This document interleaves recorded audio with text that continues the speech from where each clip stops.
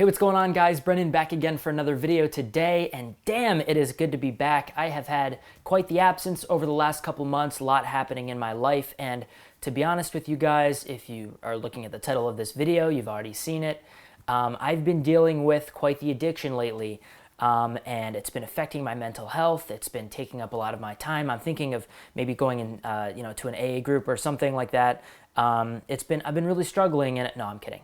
I do have an addiction, but it's not affecting my mental health, and it's not taking up my time, but I've been getting really obsessed with vintage lenses recently, specifically vintage Zeiss Jenna lenses.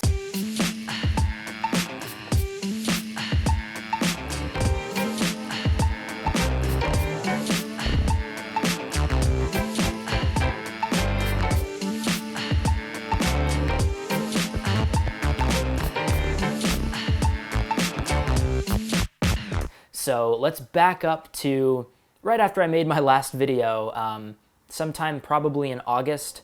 I was hired to shoot my first feature narrative, like scripted film. I've done some feature films in the past, documentary work. I was really stoked, but low budget indie flick. And when I say low budget, I mean real low budget, skeleton crew, not many people working on this thing, 19-day shoot.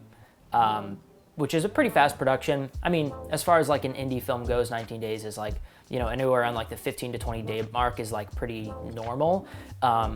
Nonetheless, it was a very tight budget, and we didn't really have money to rent lenses, especially the lenses that I would have wanted to rent. If any of you have rented lenses from a rental house before, it can easily be $400 to $600 a day for a set of 3 or 4 lenses, which is a small set.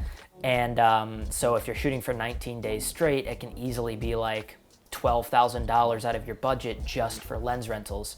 We just didn't have that kind of money. So we knew from the get-go, the director and I, that we were gonna have to shoot it on whatever lenses we owned. And at the time, I only owned Canon lenses, Canon L lenses, and the Rokinon Cine DS set of the 24, the 35, the 50, and the 80, which is a good little set, a good range of focal lengths to capture most things in a narrative. So that was what we had sort of decided we were going to have to use just out of necessity, not really out of desire. And don't get me wrong, I really love my Rokinon lenses. For the money, they're some of the best bang for your buck lenses that you can get. They would have been fine, but I wanted something with more character. I wanted something that would allow me to create more of a unique look for this film without having to do much else to it, because I knew it would be a small crew. I wouldn't have the ability to do even too much lighting or too many complicated, intricate camera moves. It was going to be sort of a raw, gritty, handheld and sticks kind of a movie. And I almost treated it like a documentary. But it suited the story to want something that would have a little bit more of a raw, gritty feel, something that wouldn't necessarily have the highest quality of a lens, but something that would have more character. I'm talking bokeh and lots of flaring, and I was okay if the sharpness and the contrast wasn't that incredible. I wanted something that would make the film feel really unique. And so I immediately knew I wanted to go to vintage lenses, started doing a lot of research. I found this website, vintagelensesforvideo.com. Great title for a web address, because that's exactly what it is. So I'll put a link to that website in the description below.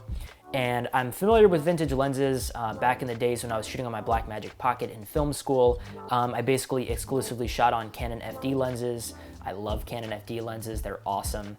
But that was about the extent of my experience with vintage lenses. I had shot on Leica Rs before, and like Zeiss Super Speeds, like old school Mark 1s and Mark 2s. Love Zeiss Super Speeds, by the way.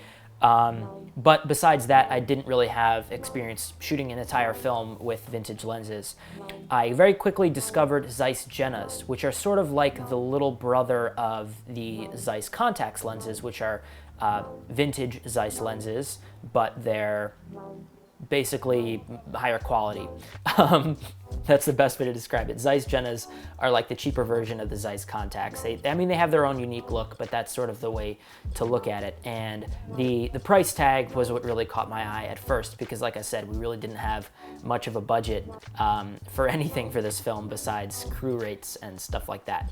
So I discovered Zeiss Jennas, and I was able to order 4 Zeiss Jennas and also a vintage Russian, the Helios 44-2, which is this little guy. I was able to purchase 5 of these lenses for under $1,000. So I'll talk a little bit more about this Russian Helios 44-2 lens in just a second, but I was able to buy the 20mm Zeiss Jenna, the 35, the 50, and the 80mm. So all of these lenses are traditionally M42 mount lenses, and I had to adapt them, go from N42 to an EF mount so they would work on my RED.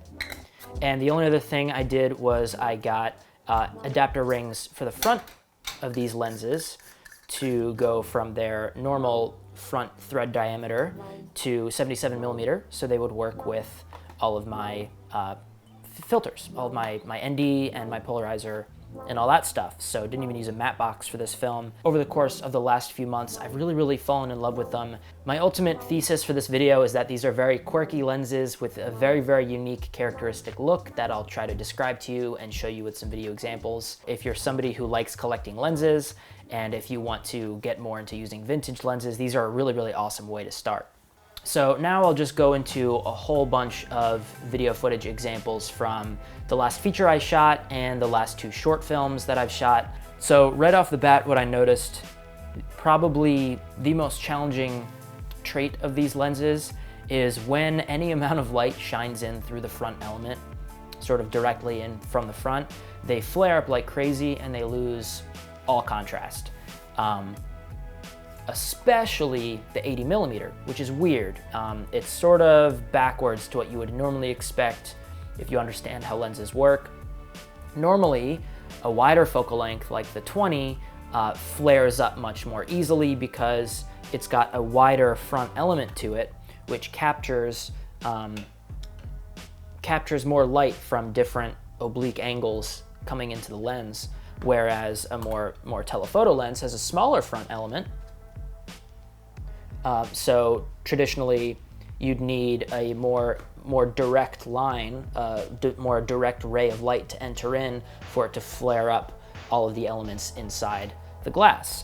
But for whatever reason, this 80mm, this is an f2.8 80 Zeiss Jenna. This one flares up more than all of the others, so much so that you basically need to stop down to f8 or f16 to get the lens to have enough contrast if you're shooting in a bright environment, which is really weird. And wide open at f2.8, this thing is so soft that it's literally not usable. I have never had a lens that is so soft wide open. But one thing that I learned from that website that I mentioned earlier is there's another 80mm that's also a Zeiss Jenna that is a higher quality, so less contrast and more sharpness and better performance wide open, and it's just more expensive. So that was why I ultimately went with this one for that feature film, because we just didn't have enough money. But when you can deal with all of the weird quirkiness of these lenses, ultimately you're rewarded with a really unique, really gorgeous ultimate look, really beautiful bokeh, really pretty flaring, and even really interesting, beautiful distortion too. That's very organic in quality. And you get almost the blooming of the highlights that gives you that sort of organic, sort of filmic quality, which is really gorgeous, something you just don't see in modern lenses today at all. And as for the 35 and 50mm lenses, let me pop off these front caps for you to show you sort of what they look like from the front. These 2 lenses side by side look very similar. Both of these lenses are my favorite in the set.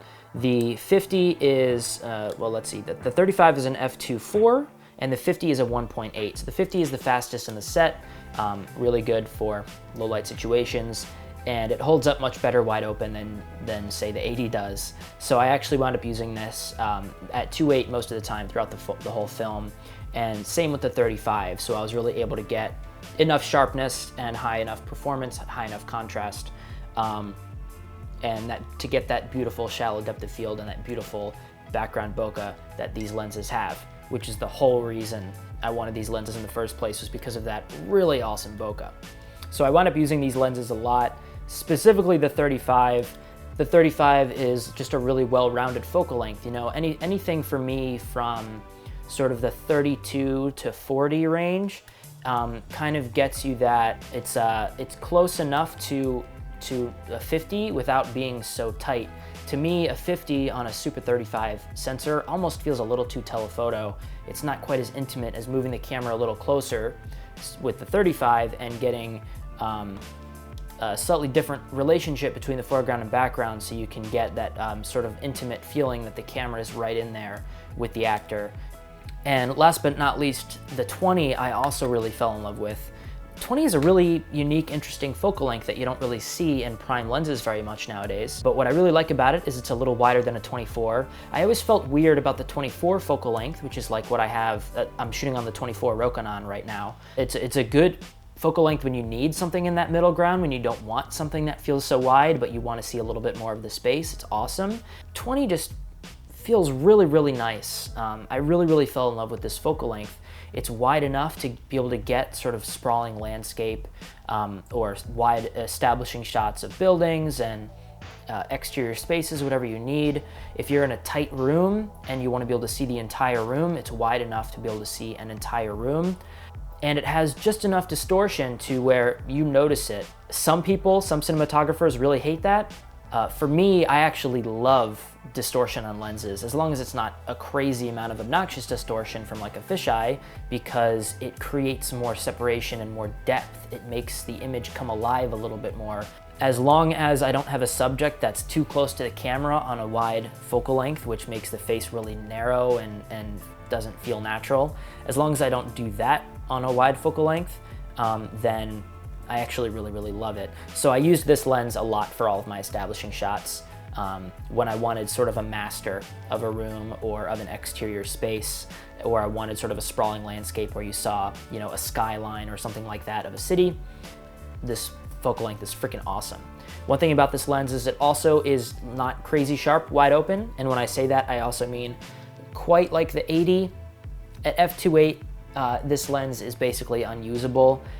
Basically every time I use this lens, I stopped it down to 4 or 5.6. And last but not least, I wanted to talk about this Russian lens that I mentioned before that I showed you guys.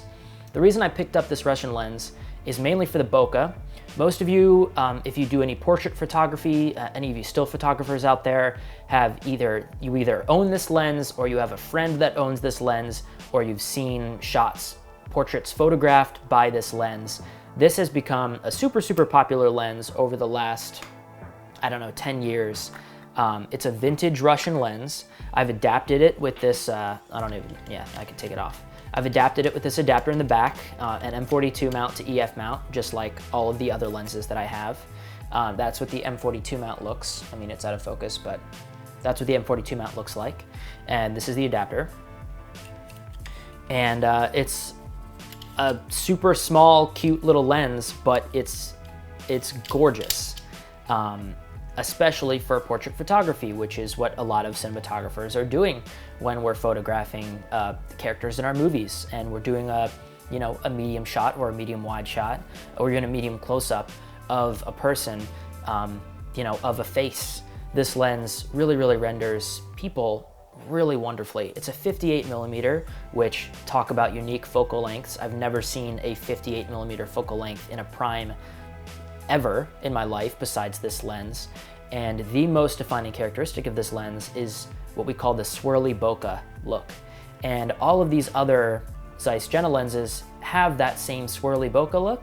It's just a little bit more tame, a lot more subtle, but it still exists. And you'll see what I mean while you're looking at the footage. But this lens in particular has a lot of swirly bokeh. And what I mean when I describe swirly bokeh is all of the blurry bits in the background, as they get further to the edges of the frame, they go from more perfect circles to ovals. So you wind up having this swirly kind of look. It's a very dreamy, very romantic, really attractive look for photographing portraits. And the best part that I mentioned at the beginning of this video is that they're all crazy cheap. So you can I got all 5 of these lenses for about $1,000. I've been obsessed with them.